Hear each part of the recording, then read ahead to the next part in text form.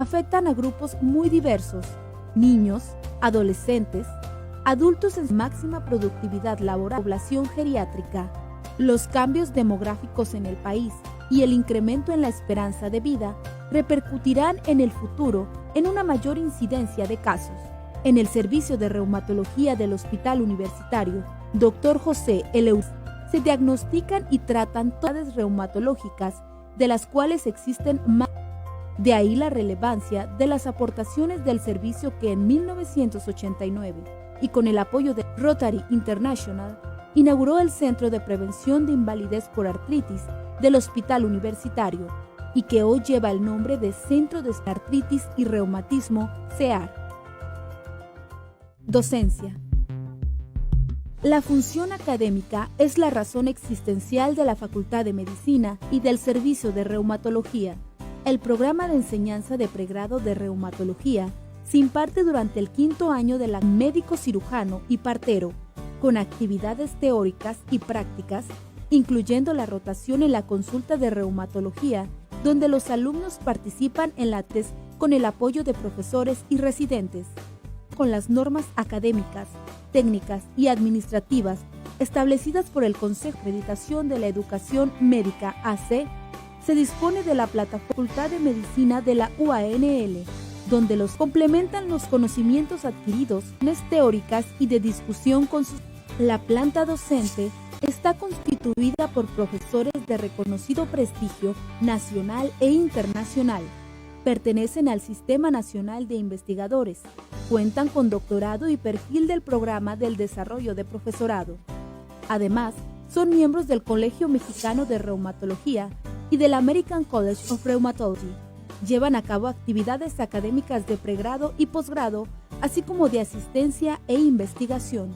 Todos los profesores son especialistas en medicina interna y reumatología e inmunología clínica, con título universitario y certificados por el Consejo Mexicano, y se mantiene ante actualización con asistencia y participación en congresos nacionales e internacionales de la posgrado.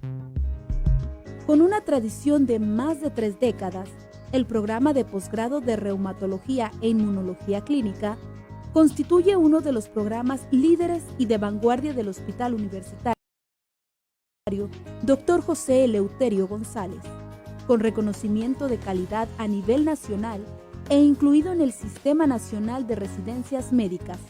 El objetivo del programa es formar médicos especialistas altamente capacitados, con profundos conocimientos de enfermedades autoinmunes, degenerativas, metabólicas e infecciosas que afectan al sistema esquelético, así como con habilidades, destrezas y actitudes necesarias para la adecuada atención clínica reumático en nuestro país. Se trata de un programa basado en competencias con una duración de 2 años y cuya estructura curricular permite incrementar la carga de responsabilidades conforme el alumno está mejor preparado. Además, los residentes pueden realizar rotación en instituciones de España, Países Bajos y Estados Unidos de Norteamérica. Cabe señalar que los alumnos tienen alta carga clínica, gracias a que anualmente se atiende a un número importante de pacientes en consulta y hospitalización. El egresado de la especialización en reumatología e inmunología clínica, preparado para resolver los problemas reumatológicos y coordinar el trabajo de equipos multidisciplinarios e interespecialidades. Asistencia. Área de consulta. El servicio de reumatología con una extensión de 1000 metros cuadrados. La asistencia a pacientes del Hospital Universitario, consulta externa número 12 de la Clínica de Especialidades Médicas de Medicina Interna, ubicada de especialidades del Hospital Universitario, donde dispone de un total de 5 consultorios, una sala de la Clínica de Cardio-Reuma y un área. En el Centro de Especialistas en Artritis y Reumatismo se atienden a pacientes privados en 10 consultorios. Cuenta con áreas administrativas, área de densitometría ósea, área de estudios radiológicos, un centro de infusiones para aplicación de medicamentos biológicos y fármacos modificadores de la enfermedad, FARMES, un área para toma de muestras de laboratorio, una central de enfermería, y un centro de mezclas para la preparación de medicamentos. El sótano dispone de un área para la realización de ultrasonido articular y capilaroscopías, un laboratorio clínico de alta especialidad en inmunología y reumatología, un laboratorio de investigación básica, auditorio y áreas administrativas. Área de internación. La hospitalización se lleva a cabo en las salas de Medicina Interna 1 y 2 del Departamento de Medicina Interna en el segundo piso del Hospital Universitario Dr. José Eleuterio González. En asistencia, cuenta con clínicas: artritis temprana, artritis reumatoide, cardio-reuma, espondiloartritis, lupus sistémico, osteoartritis, síndrome de Sjögren, tejidos, transición para niños, embarazo y eficaz y derma-reuma. Aún se ha creado el programa de atención integral en reumatología con el propósito de asegurar la atención al paciente reumatológico, brindando un abordaje sistematizado para identificar factores de riesgo prevenibles, eventos adversos y complicaciones, con el fin de mejorar la seguridad del paciente, así como la calidad de los procesos asistenciales y educativos, acorde con los estándares nacionales e internacionales recomendados. Asimismo, da atención especializada a través del Centro de Osteoporosis, que cuenta con el equipo tecnológico más moderno para el diagnóstico, prevención y tratamiento de porosis y osteopenia, mejorar la calidad de vida. Investigación. En su servicio de reumatología es reconocido como el maestro formador de recursos de pregrado y posgrado en reumatología y generador de métodos científicos en reumatología nacional y comprensional. Lleva a cabo investigación científica original y vinculada a la industria farmacéutica, teniendo una alta productividad científica con más de 100 publicaciones en revistas indexadas nacionales e internacionales. En investigación clínica, trabaja en las líneas de artritis reumatoide y otras poliartritis, y lupus eritematoso y otras enfermedades autoinmunes. Sus profesores colaboran en consorcios internacionales con propósitos de investigación, como el Grupo Transatlántico de Evaluación del Riesgo Cardiovascular en pacientes con artritis reumatoide, ATAC-RA, con sede en Oslo, Noruega, en el que participa la Clínica de Cardio-Reuma, primera en América Latina y tercera a nivel mundial. Se han realizado diversos trabajos con la metodología del COP-CORD, programa orientado a la comunidad para el control de enfermedades reumáticas, con investigadores del Hospital General de México, del Colegio Mexicano de Reumatología y con investigadores pertenecientes a organismos internacionales de Europa y Estados Unidos de Norteamérica. También en este ámbito debe resaltarse la participación en protocolos de investigación clínica con la industria farmacéutica. Educación a la comunidad. Brinda conferencias mensuales dirigidas a público en general con información científica, confiable y actual sobre las enfermedades reumatológicas. Reconocimientos. Ha recibido numerosos premios y reconocimientos de calidad en la docencia y la investigación. Recientemente, el grupo de trabajo denominado Cardio-Reuma obtuvo el premio como Mejor Trabajo de Investigación Clínica Dr. Donato Alarcón Segovia, otorgado por el Colegio Mexicano de Reumatología, máximo reconocimiento en el campo de la investigación científica de la reumatología en México. El programa de especialidad en reumatología e inmunología clínica ha sido acreditado como programa consolidado dentro del Padrón Nacional de Posgrados de Calidad del Consejo Nacional de Ciencia y Tecnología. Más de 3 décadas dedicadas al mejoramiento de la salud de los pacientes reumatológicos en México, con una filosofía de trabajo, profesionalismo, ética y un profundo sociedad. El Servicio de Reumatología del Hospital Universitario Dr. José Eleuterio González consolida su trabajo y construye la plataforma que da cimiento y solidez para responder a los retos contemporáneos de la reumatología en el siglo XXI. Docencia, asistencia e investigación. Facultad de Medicina y Hospital Universitario, Dr. José Eleuterio González, de la Universidad Autónoma de Nuevo León. Buenos días, muchas gracias por conectarse con nosotros el día de hoy, con nuestra sesión mensual. Y pues para mí es un honor presentar al doctor Dionisio Galarza. Yo quería presentarlo con su currículum, pero yo creo que no nos alcanzaría el día para mencionar todo lo que él ha hecho y lo que está haciendo, y me pidió que lo presentara nada más como profesor y jefe del servicio de reumatología del Hospital Universitario, y pues él sigue siendo nuestro maestro. Entonces, para mí es un honor presentar este tema tan importante que se llama uso de suplementos nutricionales para mejorar el sistema inmune. En el transcurso de la plática, ustedes pueden ir haciendo las preguntas en los comentarios, y con todo gusto al final de la sesión vamos a estar contestando todas sus inquietudes. Muchas gracias, doctor, por aceptar participar en esta sesión. Buenos días. Muchas gracias a la doctora Janet Riega por su amable presentación. Muchas gracias a todos los que están conectados esta mañana a través de Face para la plática del programa de educación a la comunidad del Servicio de Reumatología de esta Facultad de Medicina y Hospital Universitario de la Universidad Autónoma de Nuevo León. Es para mí un privilegio una vez más estar en este foro que se ha constituido como una fuente de conocimiento científicamente validado para los pacientes y los familiares de los pacientes con enfermedades reumatológicas y para todos los interesados en este campo.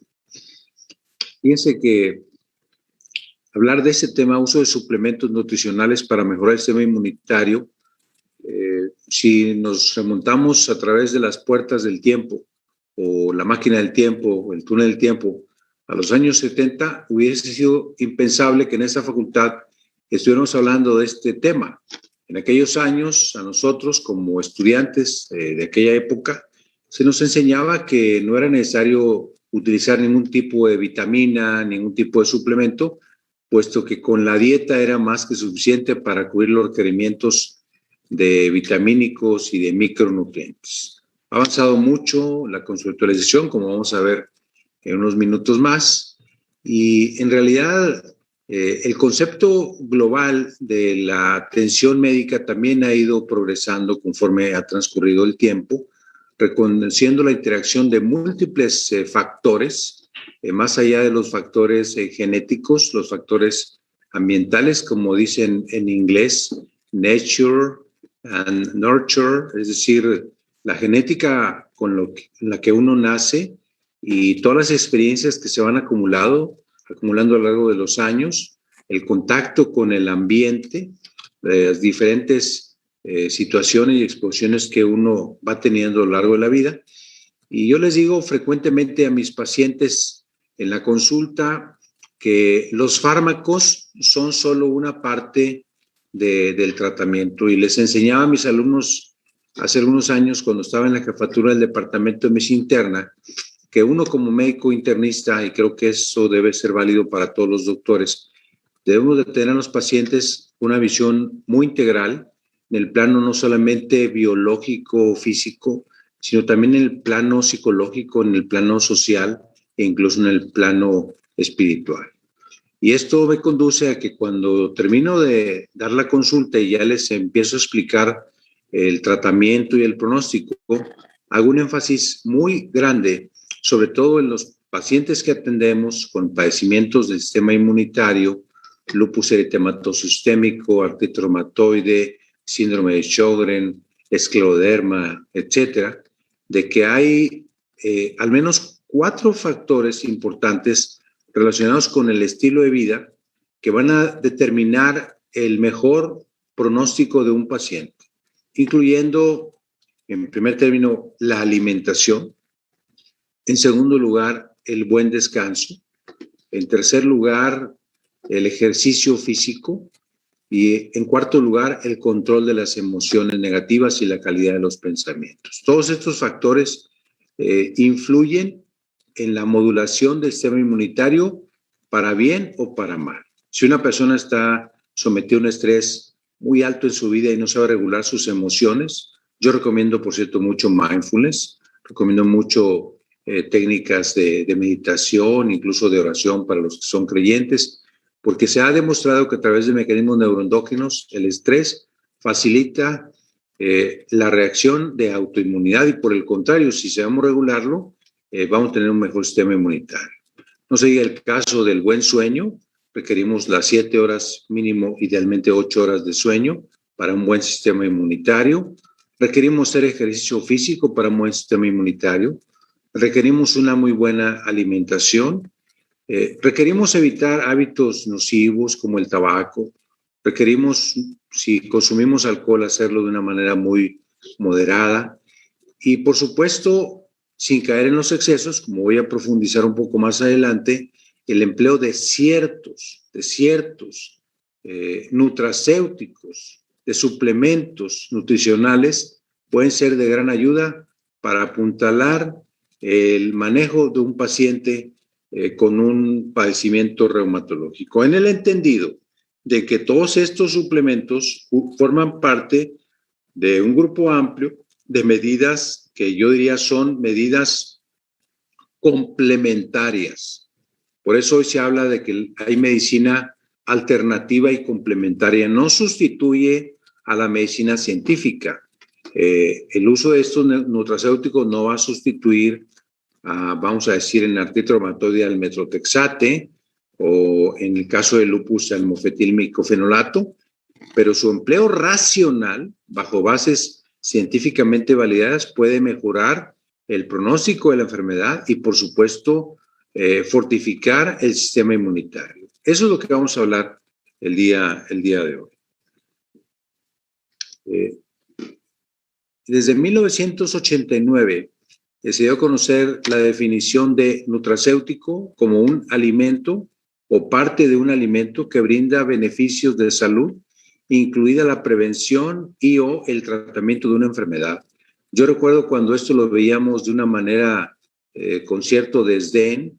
Recuerdo cuando apareció, por ejemplo, para el manejo de la osteoartrosis, la glucosamina y el condroitin sulfato, que decíamos, habiendo sido educados en ese modelo quizás demasiado rígido, apegado estrictamente a la ciencia como debe ser, pero quizás nos tendíamos a desestimar la importancia de estos suplementos, hasta que recuerdo un foro en Boston en 1999, donde un grupo de investigadores franceses demostró el beneficio en pacientes con osteoartrosis del uso de glucosamina y de condroitin sulfato, un tema que ha sido debatido a lo largo de los años, que tiene sus defensores y sus detractores, pero que ejemplifica que efectivamente los nutracéuticos, como fue parte de un foro completo en el Congreso del American College of Rheumatology, el mismo foro que les platicaba de Boston fue del American College of Rheumatology, Colegio Americano de Reumatología, en San Francisco en 2015, donde hubo un foro completo, una sesión completa dedicada a hablar de los nutracéuticos. Los suplementos alimenticios son productos destinados a complementar la dieta. Complementan la dieta para mejorar la salud y contienen una vitamina, un mineral, un aminoácido u otra sustancia botánica o dietética. Las vitaminas son micronutrientes orgánicos requeridos en pequeñas cantidades que no pueden ser sintetizadas en absoluto o en cantidad suficiente por el organismo. Ahondaré un poco más adelante en el tema de vitaminas naturalmente. En tanto que los minerales, los microminerales, son nutrientes, a diferencia de las vitaminas que son orgánicas, son nutrientes inorgánicos requeridos casi siempre en una cantidad pequeña de menos de 100 miligramos al día. Por ejemplo, quizás el caso más conocido, no el único, es el zinc. Y si revisamos un poquito de la historia de las vitaminas, estos son conceptos que tienen un poquito más de 100 años. Se hipotetizó en aquel tiempo, en 1911, de una amina vital, de ahí el concepto de vitalamina o vitamina necesaria para la salud.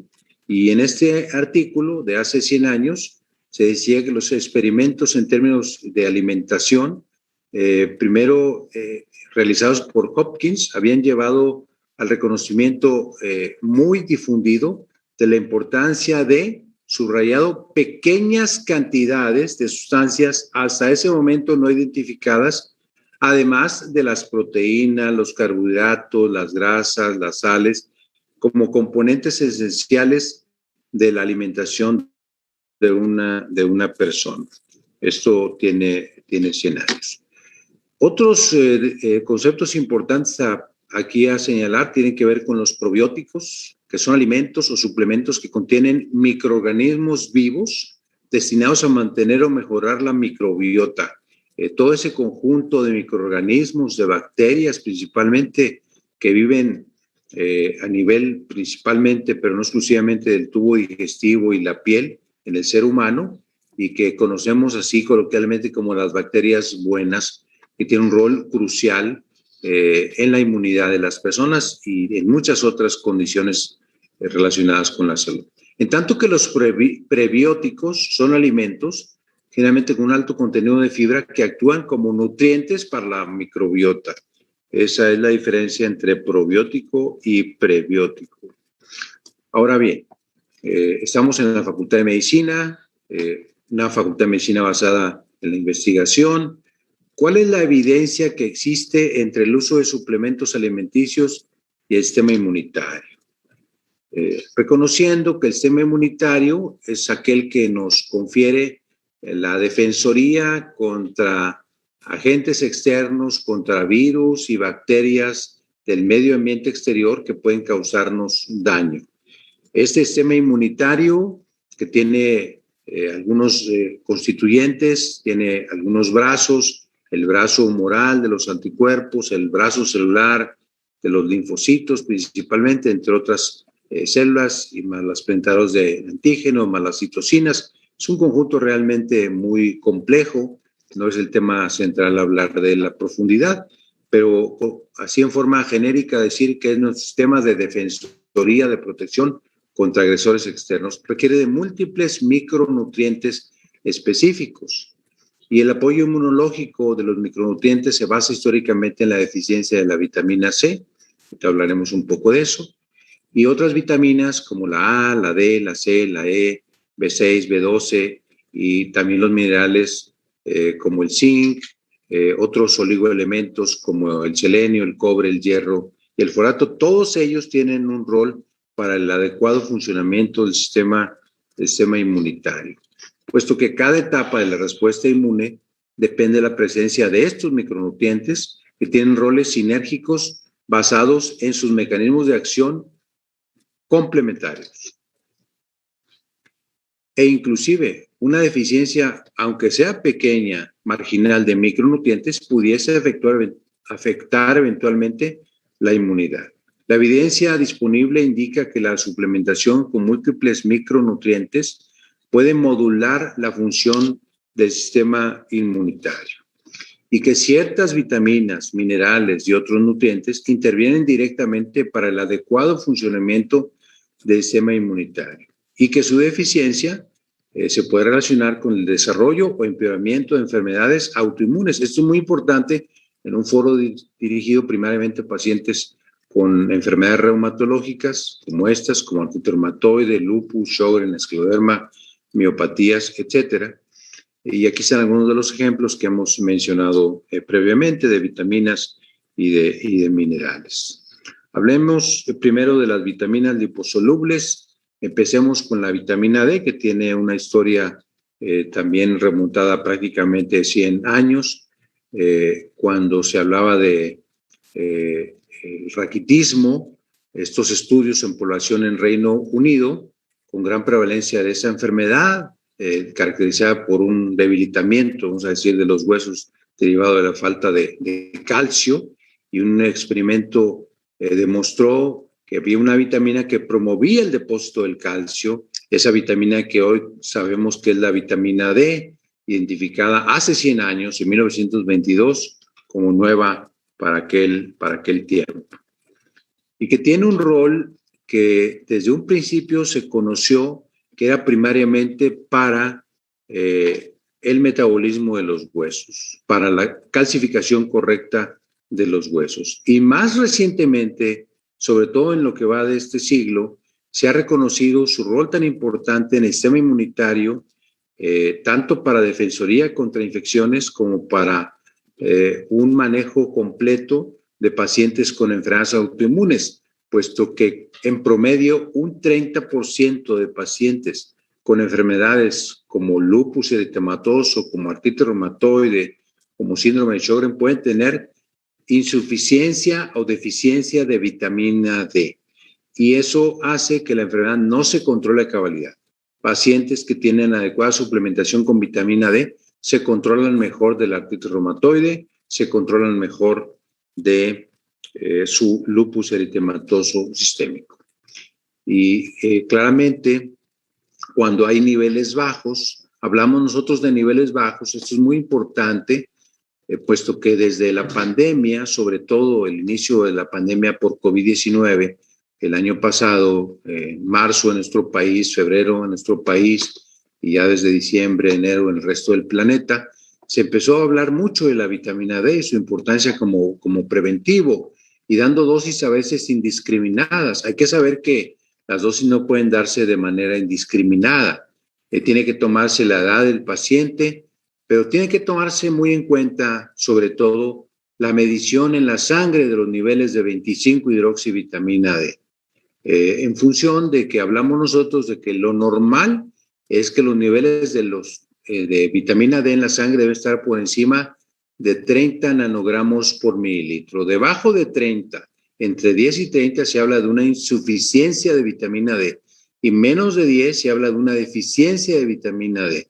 Lo óptimo siempre será que esté entre 40 y 70 para el correcto funcionamiento tanto a nivel de metabolismo mineral óseo como para correcto funcionamiento del sistema inmunitario.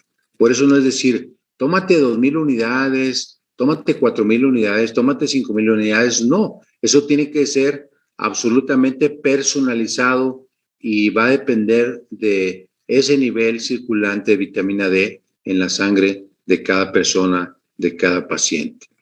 Claramente ese es un punto crucial para poder estar auxiliando y evitar caer en la sobredosis de la vitamina D. Ya a niveles por encima de 100 hablaríamos de una intoxicación por vitamina D.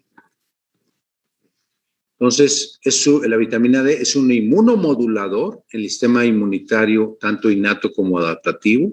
Incrementa péptidos antimicrobianos como la catecolcisidina. Incrementa la actividad fagocítica y antimicrobiana de los macrófagos. Inhibe la diferenciación y supresión de las células TH1 y TH17 y aumenta las citocinas antiinflamatorias. Todas estas son funciones conocidas y reconocidas, sobre todo en esta última década, en los últimos 10 años, de vitamina D, más allá de sus diferentes efectos. Y aquí en esta figura podemos nosotros observar desde las causas que tienen que ver con vitamina D deficiente. En Europa es muy prevalente la deficiencia de vitamina D, quizás porque no hay mucho sol la mayor parte del tiempo en Europa, pero hay estudios poblacionales que hablan hasta de un 70-90% de la población de Europa con niveles bajos de vitamina D, y por eso, como políticas públicas de salud, algunos países dicen que hay que dar vitamina D en forma sostenida y regular para los pacientes, puesto que se puede asociar con una gran cantidad de condiciones de enfermedad, incluyendo cardiovasculares, algunas incluidas con diversos tipos de cánceres y múltiples enfermedades, pero yo subrayaría aquí las infecciones, puesto que estamos hablando de mejorar el sistema inmunitario, tanto respiratorias, el COVID-19, sepsis, tuberculosis, y las enfermedades autoinmunes como las que decía artritis reumatoide, enfermedad inflamatoria intestinal, diabetes mellitus tipo 1, esclerosis múltiple, psoriasis, artritis psoriásica, vitiligo, lupus eritematoso, que no está aquí señalado. Pero es importante tener en mente que es muy prevalente esta deficiencia de vitamina D en estas condiciones y también en la población general. Hay estudios en nuestro país que hablan, dependiendo de la región, si es el norte, el sur o el centro, de 30-50% de insuficiencia o deficiencia de vitamina D. Para esto hay que señalar que puede haber diferencias determinadas por los métodos de determinación, la calidad de los laboratorios que se encarguen de su medición en la sangre. Y en esa tabla efectivamente vemos cómo dependiendo del grupo de edad, porque de repente a mí me hablaban el año pasado las pacientes que yo atiendo con lupus, muchachas de 20 y tantos, 30 y tantos, que yo les decía, tienes que tomar vitamina D, tal cantidad, en base a tu resultado laboratorio, doctor, y le puedo dar a mi niño también, que tiene 6 años, mi niño. Bueno, eso tiene que consultarse con el pediatra, naturalmente era mi respuesta, pero hay lineamientos y hay requerimientos diarios básicos, dependiendo del grupo de edad, y también hay límite superior. Y una vez más, lo óptimo es que esté entre 40 y 70 nanogramos por mililitro, máximo 80. Ya más de 80, 90, 100, el paciente puede empezar a desarrollar manifestaciones de toxicidad que son habitualmente menores, estreñimiento principalmente, algunos casos ya más complicados pueden desarrollar cálculos en las vías urinarias, entonces no tiene caso exponerlos a esas dosis exageradamente altas de vitamina D que son innecesarias y pueden ser tóxicas. Entonces, todos los pacientes con enfermedades autoinmunes deben de tener un aporte, una suplementación apropiada entendiendo basada en esa medición en la sangre de la vitamina D. Para mí, esta es probablemente, si yo dijera, bueno, tengo que aquí dejar la sesión, este sería el mensaje más importante, pero no es el único. Naturalmente, hay ya múltiples estudios en la literatura, incluyendo metaanálisis, que hablan, y revisiones sistemáticas que hablan de cómo la suplementación de vitamina D es segura y puede ser auxiliar en la prevención de infecciones respiratorias agudas, especialmente en pacientes que tienen bajos niveles de la vitamina D, con sistemas de suplementación que puede ser diario, semanal o mensual. Esos esquemas son bastante diversos. Y vean ustedes cómo la investigación en el rol inmunitario, inmunomodulador de vitamina D, era muy pequeña hasta este siglo, que es cuando se incrementó en forma muy significativa. Y no se diga desde la aparición del COVID-19, que empezó a manejarse como parte de algunos cócteles o protocolos preventivos.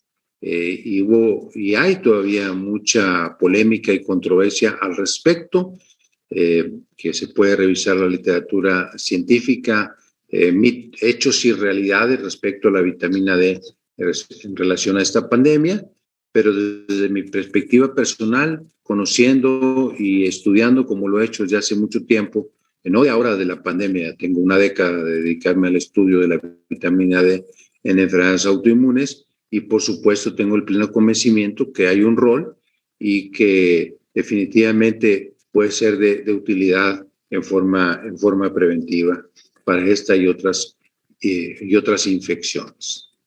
Si bien sigue siendo un tema absolutamente controversial, ese es un protocolo de la Universidad y de los hospitales del sistema de Baltimore, del este de Virginia, mejor dicho, en los cuales se habla de algunas vitaminas que se pueden llegar a utilizar. Esta vitamina A, es una barrera epitelial, su deficiencia afecta a la inmunidad innata, tiene un rol en la respuesta inmune celular y de anticuerpos. Fíjense que yo personalmente no prescribo vitamina A. Sabemos que su deficiencia puede también conducir a inflamación y potenciar condiciones inflamatorias existentes, con un incremento en susceptibilidad de infecciones, pero esta la podemos encontrar en alimentos, por ejemplo, en las zanahorias, regresando un poco a vitamina D, que puede estar presente en el salmón, y en la leche y en los huevos, etcétera, pero habitualmente en cantidades tan pequeñas que no alcanza para cubrirse un requerimiento mínimo, en tanto que sí pudiera ser a través de alimentos como estos, como las zanahorias.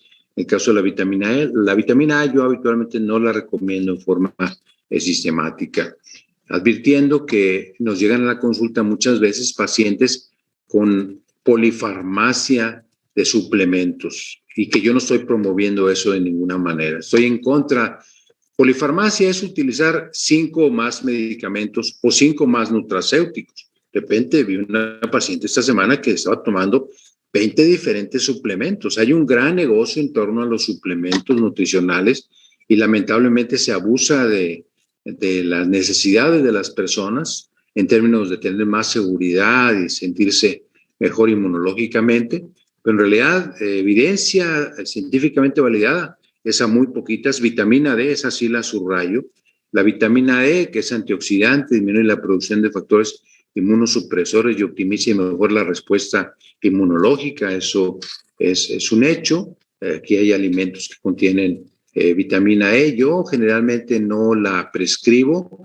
He visto que la indican mucho los especialistas de hígado como un hepatoprotector, sobre todo en pacientes que tienen hepatitis autoinmune o algunas otras hepatopatías, pero no es del grupo de suplementos que yo suelo recomendar habitualmente. Pasando a las vitaminas llamadas hidrosolubles, recuerden que las liposolubles son las que son solubles en grasa y las hidrosolubles son solubles en agua. Bueno, esta definitivamente sí la recomiendo yo muchísimo.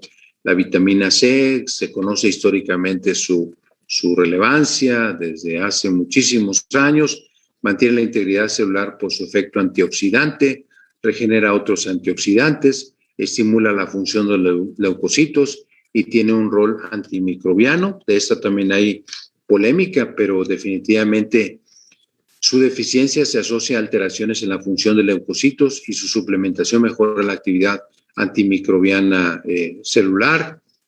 Sí, efectivamente en los cítricos hay vitamina C, yo habitualmente la recomiendo. Hay mucho menos evidencia que con la vitamina D. En esta Universidad del Este de Virginia ellos recomendaban en época de pandemia contra COVID 500 miligramos 2 veces al día. A la fecha continúan realizándose estudios para evaluar su rol, pero yo de manera personal sí la he recomendado en todo este tiempo de pandemia y la recomiendo mucho en época invernal, o sea, en los meses a partir de octubre, noviembre y hasta marzo, abril, que es la época de influenza y de infecciones respiratorias. Yo recomiendo tomar 1 gramo diario de vitamina C y claro, también ha sido parte de la polémica de si es útil o no. Hay hospitales donde lo administraban como el esquema de la Universidad del Este de Virginia por vía endovenosa a 3 gramos diarios o 3 gramos en varias aplicaciones diarias. Eso ya para pacientes hospitalizados con formas graves de COVID. En formas ambulatorias y manera preventiva, con 1 gramo, 2 gramos máximo es suficiente. Esta yo sí la he recomendado en todo este lapso. La vitamina B6 y la vitamina B12 ambas intervienen en la función inmune a través de su involucro en la síntesis de ácidos nucleicos y proteínas. La B12 puede actuar como un inmunomodulador de la respuesta celular. Ambas se encuentran implicadas en la producción de anticuerpos. Otra vez, yo de manera personal no suelo recomendar, a menos que haya deficiencia comprobada. Podemos hacer la medición en laboratorio y si están bajos los niveles de vitamina B12, por ejemplo, claro que hay que suplementarla. Hay enfermedades que se asocian clínicamente bien identificadas, que se asocian a las deficiencias de vitamina B6, de vitamina B12, y en esos casos es cuando hay una plena indicación. Mucha gente, como efecto casi placebo, dice, doctor, es que yo tomo complejo B y me siento mucho mejor. Bueno, adelante, yo no me opongo a eso, pero no suele ser uno de los suplementos que yo prescribo sistemáticamente. Distinto a cuando hay una deficiencia, puesto que la deficiencia medida otra vez en sangre se puede asociar a disminución de la actividad de algunas células del sistema inmunitario, así como en la actividad humoral, o sea, las 2 ramas principales del sistema inmunitario, y su suplementación puede ayudar a restaurar la inmunidad celular y la maduración de los linfocitos. El folato, bueno, el folato sí lo usamos mucho en reumatología, definitivamente, o sea, sabemos que la vitamina B9, que es el ácido fólico, el folato, similar a vitaminas B6 y B12, participa en la función inmunitaria a través de su involucro en la síntesis de proteínas y ácidos nucleicos, mantiene inmunidad innata, y todos los pacientes míos que toman metotrexato, que son centenares de pacientes que yo tengo con metotrexato, un medicamento piedra angular, estándar de oro para el tratamiento de artritis reumatoide de primera instancia, por supuesto, deben ser suplementados con ácido fólico. Y bueno, la recomendación, puesto que en nuestro país no hay dosis tan pequeñas como requerimiento diario, que son 300 a 400 microgramos al día, pero sí sabemos que si suplementamos con ácido fólico, en otros países como Estados Unidos hay de 1 miligramo, por ejemplo. Aquí podemos encontrar, dependiendo de la marca, etcétera, de 4 o 5 miligramos. Podemos encontrar de dosis más pequeñas también, de 800. Lo importante es suplementar al paciente, no se va a intoxicar si le damos 4 o 5 miligramos al día. Y sí, su deficiencia altera la respuesta inmune al reducir la cantidad de glóbulos blancos circulantes.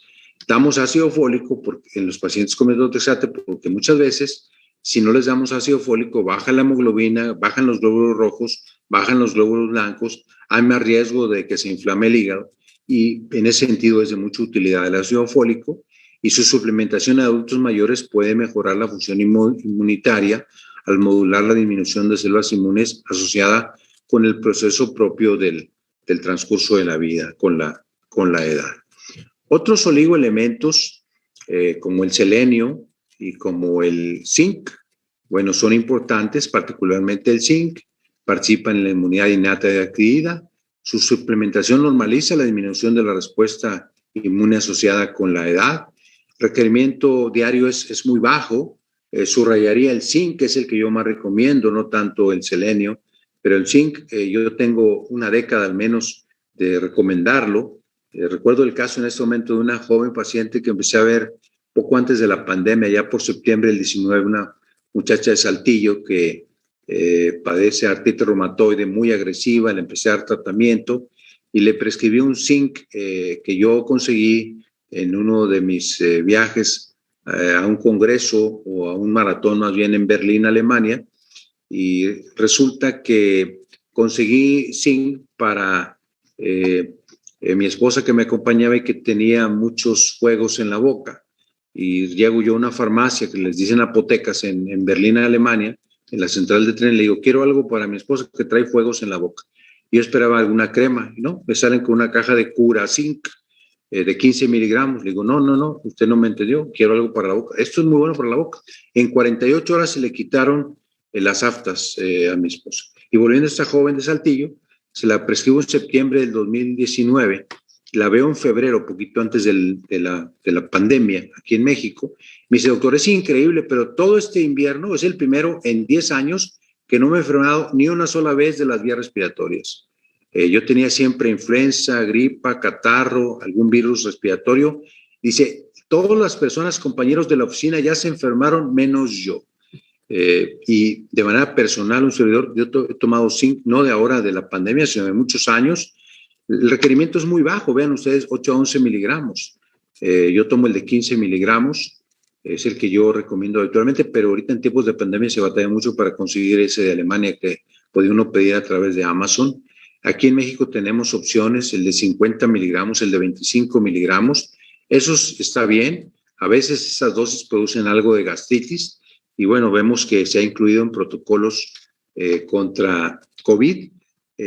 Y se ha señalado que tiene un cierto rol en COVID-19, tomando en cuenta que algunos factores de riesgo comunes para deficiencia de zinc y gravedad de COVID-19 son compartidos. Edad, obviamente personas de más de 60 años, obesidad, ya sabemos que el pronóstico es más o menos en personas con obesidad o sobrepeso, sobre todo obesidad, diabetes, aterosclerosis, inmunodeficiencia. La Universidad del Este de Virginia recomienda 75 a 100 miligramos al día por un mes, y después seguir con 30 a 50 miligramos al día de zinc, puesto que esta población, estos dos grupos de personas con estas comorbilidades, hasta un tercio de ellos, 30%, pueden presentar una deficiencia de zinc. Entonces, es una evidencia muy controversial. Recuerdo que los coreanos en febrero del año pasado sacaron un primer trabajo relacionado con la suplementación de zinc en pacientes con COVID-19. La evidencia es controversial, se requieren más estudios. Es un suplemento seguro y accesible como muchos otros, que esa es la gran ventaja, que son seguros y accesibles. E incluso hubo estudios que hablaban de la potencial sinergia con la hidroxicloroquina, que sabemos que la hidroxicloroquina no tiene ningún rol en el manejo de COVID-19, pero el zinc es un tema que ahí está latente y más allá del rol o no en COVID-19, es indudable que después de que les dije de la vitamina D, el segundo que yo sí recomiendo sistemáticamente para fortificar el sistema inmunitario es una dosis pequeña de zinc, idealmente de 15 miligramos, de 10 miligramos, porque es el requerimiento. Y desde mi perspectiva, si hay evidencia científica suficiente para sustentar que puede ser útil para el fortalecimiento del sistema inmunitario.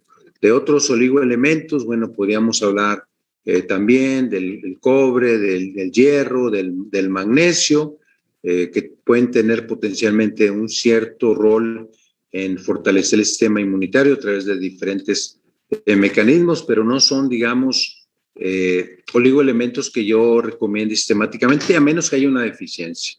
Si alguien tiene deficiencia de hierro, naturalmente que le voy a prescribir hierro, por supuesto.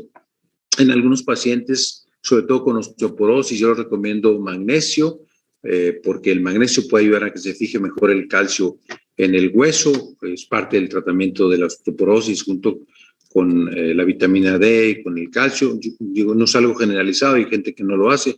Yo personalmente lo hago y tengo evidencia científica para respaldarlo, el uso de magnesio, al margen de otras funciones que puede tener el magnesio, incluyendo ser un buen inductor de sueño y ayudar en la relajación muscular. Omega 3, muy importante omega 3, una historia muy interesante. El omega 3, recuerdo los primeros estudios a finales de los 80 que empezaron a reportar que los pescadores japoneses y los pescadores esquimales tenían mucho menos tasa de infartos del corazón y bueno, se vio que era basado en la dieta, con mucho pescado, mucho salmón rico en este tipo de ácidos grasos, en omega 3. Cuando yo llegué a la Universidad de Texas en San Antonio, recuerdo que uno de mis compañeros investigadores, el doctor Gabriel Fernández, de origen hindú, él estaba trabajando con ratitas de laboratorio, ratoncitos, mejor dicho, que desarrollaban lupus en forma espontánea, NZB por Nueva Zelanda Black, NZW por Nueva Zelanda White, y a un grupo les daba una suplementación con fish oil, con aceite de pescado, con omega 3, y a otro grupo les daba una alimentación basada en mucha grasa animal, de origen animal. Y se veía que el lupus, en aquellos que recibían omega 3, les bajaba mucho la inflamación de las articulaciones a los ratoncitos con lupus. Luego ya en el Annals of Internal Medicine a finales de los 80 salieron estudios hablando del rol coadyuvante del omega 3 como antiinflamatorio. Y hoy sabemos entonces que el omega 3 naturalmente tiene funciones en sistema cardiovascular para reducir riesgo de problemas cardiovasculares, sobre todo cardiopatía isquémica, angina de pecho, infarto del corazón, incluso insuficiencia cardíaca eventualmente. A nivel de sistema inmunitario está plenamente demostrado su rol, incluso en el sistema neurocognitivo también tiene un rol importante. Tan es así que la Sociedad Europea de Demencias dice que si hay dos medidas útiles para reducir riesgo de demencias son hacer ejercicio con regularidad y tomar omega 3, que dicho de paso, el omega 3 es el único que yo recomiendo, no tanto el omega 6 ni el omega 9 en esta función. Yo recomiendo habitualmente, el consumo mínimo es 500, yo recomiendo 1000 miligramos de omega 3 y ese sí es, les he dicho vitamina D, les he dicho zinc, este sería el tercero que yo les digo, sí recomiendo personalmente para mis pacientes y yo mismo lo tomo el omega 3 también todos los días.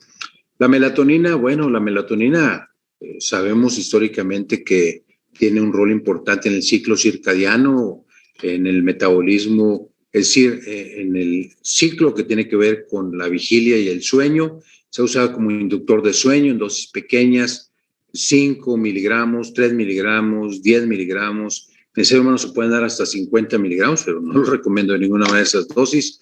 Pero tiene, aparte de ese rol en ciclo ritmo circadiano, tiene propiedades antioxidantes, antiinflamatorias y en forma hipotética podría tener un rol en frenar la tormenta de citocinas y por eso también forma parte del protocolo contra COVID.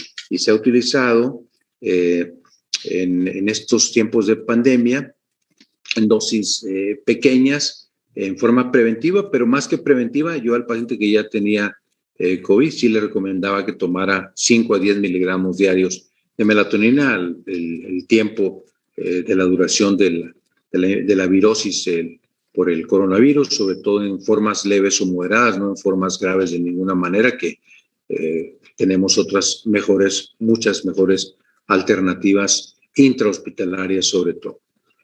Tiene las mismas limitaciones que otros suplementos, la evidencia es muy débil, pero tiene las mismas fortalezas, que es muy seguro.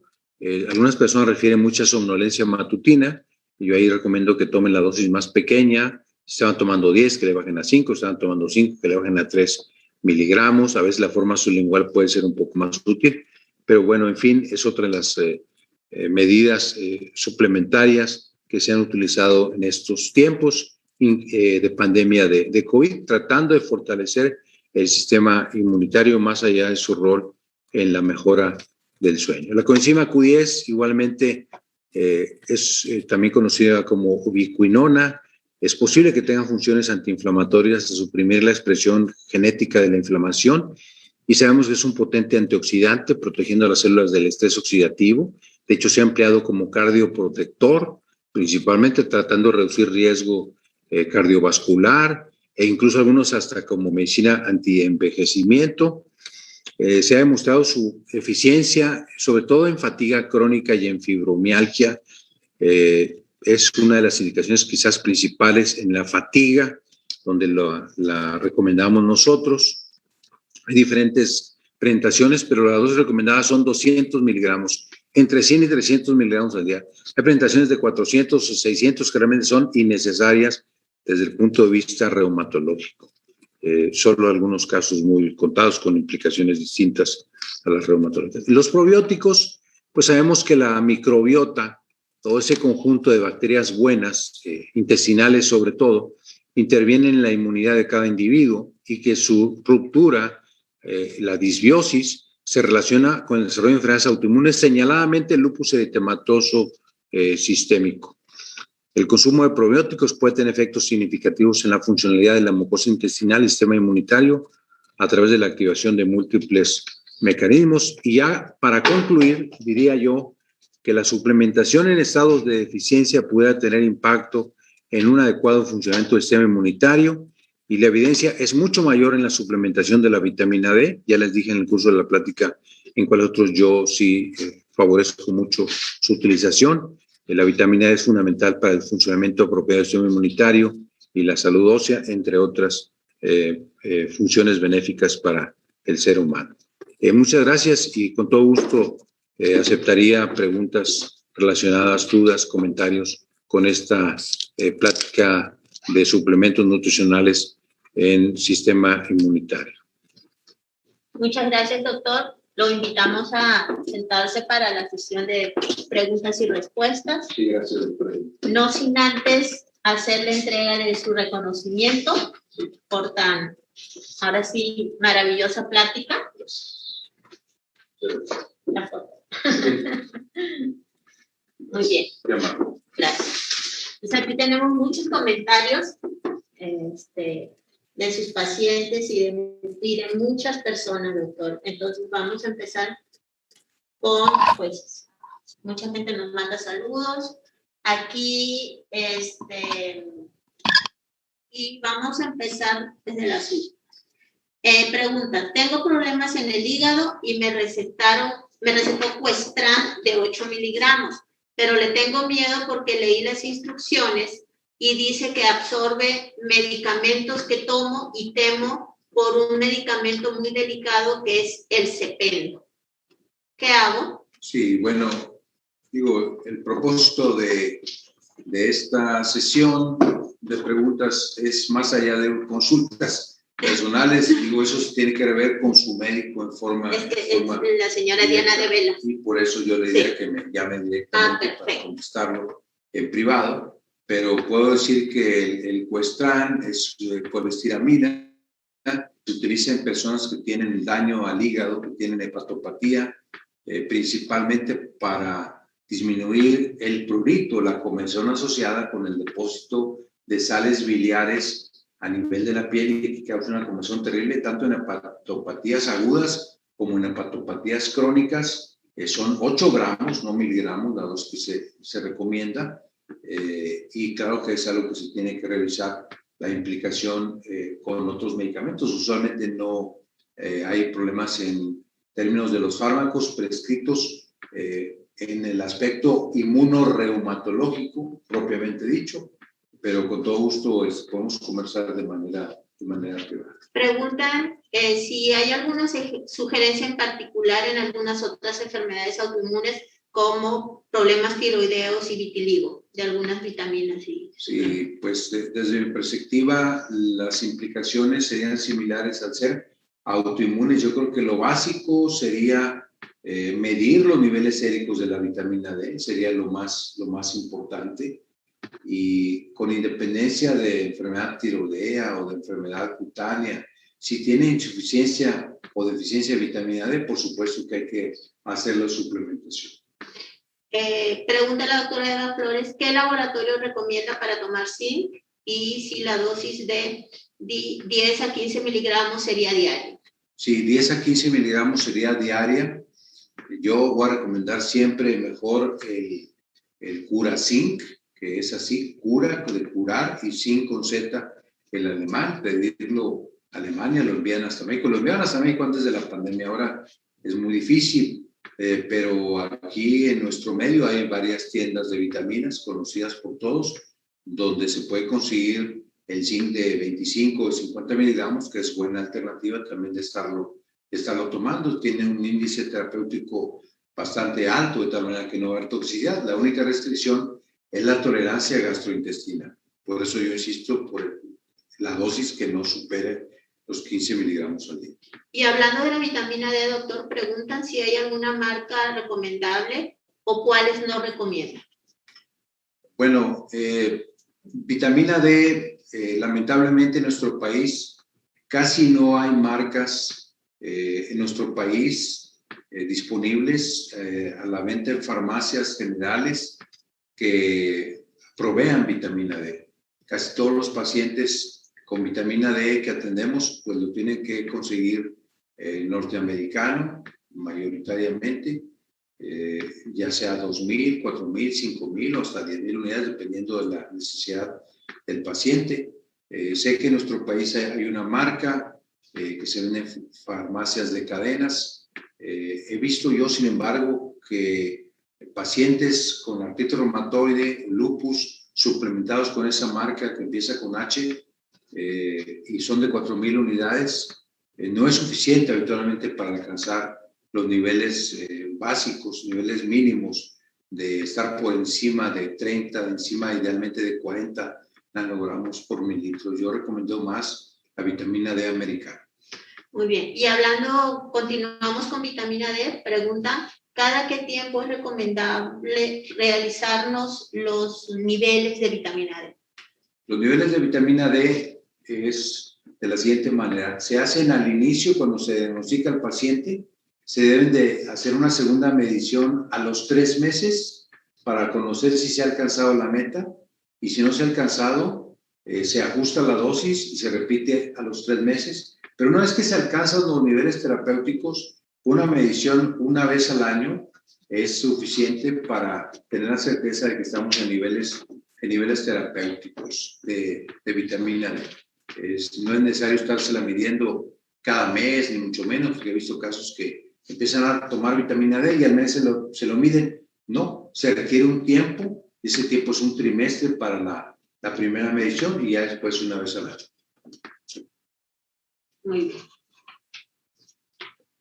Perdón. No es necesario estársela midiendo cada mes. Muy bien. Y aquí mencionan, yo tomo una tableta cada 24 horas desde aproximadamente 3 años.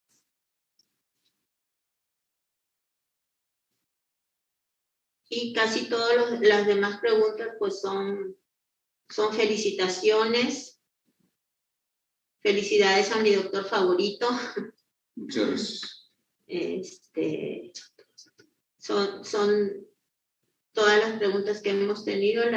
Las principales son pues acerca de la vitamina D, del zinc, de la melatonina, qué tan importante es para alcanzar un sueño reparador, profundo. Sí, la melatonina es parte de una serie de medidas. Lo primero es indudablemente el uso adecuado de las reglas de higiene del sueño. Por ahí empieza uno. Yo a mis pacientes les proveo un listado de las 12 recomendaciones que forman parte de las reglas de higiene del sueño, que empiezan siempre con la número 1, desenchufarse 1 hora antes de irse a la cama, es decir, apagar todas las pantallas, llámese de una televisión, de un iPad, de un iPhone, puesto que las, emisiones de estas pantallas dejan muy revolucionado el sistema nervioso central y le impiden tener un sueño, alcanzar un sueño reparador primero y luego obtenerlo. Y esa sería la primera regla de higiene del sueño. Personas que duermen con el celular en la almohada, eso no es recomendable. Recomiendo que no haya televisión en la recámara, la luz apagada totalmente, sin ningún tipo de interferencia con señales luminosas, etcétera. Son reglas de higiene del sueño que resuelven un 70% de los casos. Y la melatonina sirve para inducir el sueño, tomarla 1 hora antes de irse a la cama, porque otra regla importante es llegar al sueño es decir, llegar a la cama con un poco de sueño, no a ver si en la cama nos alcanza el sueño. Pues la melatonina sí, yo la recomiendo ampliamente. Muy bien, y pues aquí es nada más para que usted recalque la importancia de la ingesta de vitamina D en pacientes con artritis reumatoide, porque por ejemplo, aquí menciona Laura Mendoza que tiene artritis reumatoide, pero que solo toma ácido fólico de 5 miligramos y está preguntando pues que si debe tomar vitamina D y obviamente sí. pues... Sí, definitivamente esto lo hemos visto sobre todo en estudios de EULAR, que es la Liga Europea contra el Reumatismo, ya desde hace varios años, donde se han estudiado pacientes tratados muy correctamente con artritis reumatoide, tratados muy correctamente con metotrexate, con antiinflamatorios, con hidroxicloroquina, con ácido fólico, pero otro grupo en el cual se trataban con las mismas medicinas y suplementos más la adición de vitamina D. Esto claramente tenía una superioridad terapéutica sobre aquellos pacientes en el control de la artritis reumatoide sobre aquellos que no recibían vitamina D. Otra vez, la vitamina D no debe darse de forma empírica, sino personalizada, dependiendo de cómo esté su vitamina D. Yo recomendaría primero que se midan los niveles séricos de vitamina D, de 25 hidroxivitamina D en cualquier laboratorio y que lo consulte con su doctor para que le prescriba la cantidad que usted necesite y con seguridad va a tener un mejor control de su enfermedad por esas propiedades inmunomoduladoras de la vitamina D. Muy bien. Y preguntan si el zinc de soya, que si por la soya no activa el lupus. Bueno, el zinc definitivamente de soya no sería la primera recomendación. Sería el mineral natural. ¿Hay alguna vitamina o algún suplemento que pueda ayudar a desinflamar los ganglios linfáticos, sobre todo en síndrome de Sjögren? Para los ganglios linfáticos, los suplementos no serían de utilidad. La piedra angular serían los antiinflamatorios esteroideos en dosis pequeñas o moderadas, y los suplementos simplemente servirían como complemento de la hidroxicloroquina o de los esteroides o la medicación dirigida ex profeso para la desinflamación de ganglios linfáticos. Aquí mencionan que personas que solamente están tomando Caltrate 600 más D, pero mencionan pues que si es necesario que consiga la vitamina D, pues aquí volvemos a recalcar la importancia de la vitamina D. Sí, porque la cantidad de vitamina D que contiene el Caltrate, por ejemplo, 600 más D es muy pequeña y muchas veces es insuficiente. Algunos pacientes dicen, no, doctor, ya tomo vitamina D porque el calcio que tomo, sea Caltrate o Citracal o el Loscal, ya trae vitamina D, pero usualmente son 400 unidades, una cantidad generalmente muy pequeña. En algunos casos podría ser suficiente. Todo, reitero, estará en función de cómo estén sus niveles. Están arriba de 40, entre 40 y 70 nanogramos por mililitro de vitamina D en la sangre, con esa dosis sería suficiente. De otra manera, habría que agregar vitamina D suplementaria. Lupita García pregunta qué tan recomendable es tomar el sol de la mañana para obtener un mejor funcionamiento de la vitamina D. Es una pregunta muy buena, puesto que en forma histórica sabemos, hay datos interesantes al respecto, en forma histórica sabemos que si uno se expone 20 minutos al sol, el organismo va a generar 8,000 unidades de vitamina D. Eso es el conocimiento históricamente sabido desde hace muchísimos años. Sin embargo, aún en esas condiciones, hay estados de la República, como por ejemplo, vamos a decir, todos los estados de la península de Yucatán, donde puedo decir que hay sol todo el año, en Mérida, en Cancún, en la Riviera Maya, etcétera. Hay estudios que hablan de que hasta 1/3 de la población de la península de Yucatán tienen insuficiencia de vitamina D. ¿Qué significa eso? Que el sol, siendo necesario, a veces no es suficiente para tener buena cantidad de vitamina D. Ahora, por otro lado, recordemos que en pacientes con lupus eritematoso sistémico está contraindicada la exposición al sol, puesto que la luz ultravioleta puede reactivar al lupus eritematoso sistémico, no nada más en la piel, sino incluso reactivarlo por la producción de citocinas inflamatorias y la apoptosis a nivel de las células de la piel, puede reactivarlo incluso en órganos internos como el riñón. Y ahí claramente asolearse sería un contrasentido, absolutamente. Habría que tomar la vitamina D en forma de las perlitas de vitamina D suplementarias ya por su médico. Eva Flores pregunta cuál de todas las vitaminas o suplementos son las mejores para aumentar los neutrófilos. Para aumentar los neutrófilos, en realidad no existe ninguna vitamina que sea específica. Yo lo que recomiendo para aumentar leucocitos en general, y quizás podría extrapolarse a neutrófilos, en mi experiencia personal, es el zinc junto con el ácido fólico. Yo he visto pacientes que tienen leucopenia sostenida con neutropenia y que agregando zinc se normalizan los niveles de leucocitos y de neutrófilos. Muy bien. Paulina Sánchez pues nos da la satisfacción de que gracias por este comentario, porque pues es nuestro objetivo, porque dice Paulina, gracias por estas conferencias, alcanzo a entender que con todo lo que me ha medicado en la consulta estoy bien cubierto en ese aspecto. Y aquí hay una pregunta que dice, buenos días, doctor, ¿hay alguna vitamina específica que ayude al adormecimiento y a los calambres en las extremidades? ¿Y es cierto que ingerir alimentos con potasio ayuda? Sí, bueno, es que hay que diferenciar para adormecimientos de calambres, no puede confundirse, pueden coexistir. En realidad, para los adormecimientos habría que ver la causa raíz. Generalmente están derivados de una neuropatía. Pacientes con enfermedades inmunitarias pueden tener neuropatías, pacientes con lupus, pacientes con artritis reumatoide, pacientes con síndrome de Sjögren. Ahí lo más importante primero es utilizar medicación para el control de la enfermedad, llámese inmunosupresores, llámese rituximab, utilizar desde luego antineuríticos como los que están disponibles comercialmente, que son ya una gran cantidad, gabapentina, pregabalina, tioctacid, etcétera, núcleos MP forte, y algunos proclaman que el uso de complejo B, de todo lo que presenté, quizás complejo B pudiera ser utilidad, pero es una utilidad muy marginal que sería útil cuando se demuestra que hay deficiencia de vitamina D, por ejemplo, de vitamina B12. Para el caso de los calambres, otra vez hay que investigar la causa raíz. El potasio podría ser de utilidad para calambres cuando hay una hipocalemia, o sea, una baja del potasio, pero no recomendarlo en forma generalizada. En realidad no hay algo específico, todo depende de la causa raíz de los calambres que se identifique en un paciente en particular.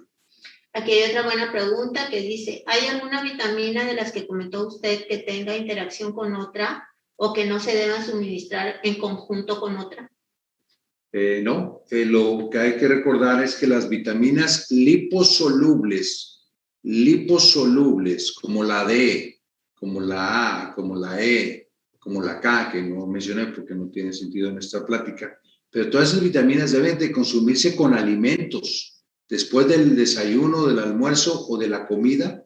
No lo recomiendo en la noche, pero después del desayuno o de la comida para que se puedan absorber porque son solubles en grasa. Entonces, pero entre sí que haya interacción o interdependencia farmacológica, a mi mejor conocimiento no existe ningún tipo de contraindicación. Preguntan también qué opción de vitamina D recomienda más usted, las perlas o las gotas. Igual, o sea, yo creo que más que perlas o gotas, lo que importa es la dosis. O sea, si son perlas o gotas no haría gran diferencia, puesto que ambas se van a absorber. Dependerá mucho de la preferencia personal del paciente y del médico, pero el punto crítico es la cantidad, la dosificación de unidades que se vayan a prescribir de vitamina D, más allá de la presentación. Hay de hecho ampolletas de 100,000 unidades de vitamina D que se consiguen, por ejemplo, en Francia. De repente acá se podrán conseguir muy difícilmente, pero en realidad no importa el tipo de suplementación, sino lo que más importa es la suplementación con vitamina D. Muy bien. Todos los demás son felicitaciones, doctor. Mucha gente quiere saber sus datos, entonces vamos a compartir. ¿Hay una pregunta más?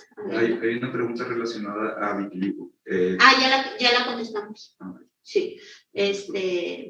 Y pues, excelente conferencia, excelente información. Vamos a pasar los datos del doctor que se encuentra aquí en el CEAR. Él es jefe de este centro de especialistas en artritis y reumatismo. Y pues, le damos las gracias por su tiempo y vamos a recordar que la siguiente plática es el sábado 10 de julio con el tema rehabilitación física dentro de casa en pacientes reumatológicos y también recordarles nuestra rifa mensual de 5 densitometrías y 5 paquetes de laboratorio. Si les gustó esta sesión, compártela con tus amigos y gana una de las cortesías. Dale like a nuestra página en Facebook. Comparte el video de la sesión mensual en modo público y listo, con esto ya estás participando. Entonces, pues muchas gracias, doctor. Gracias, doctor, y gracias a todos los que han participado en esta sesión conectándose a través de Facebook. Y buen día y buen fin de semana para todos.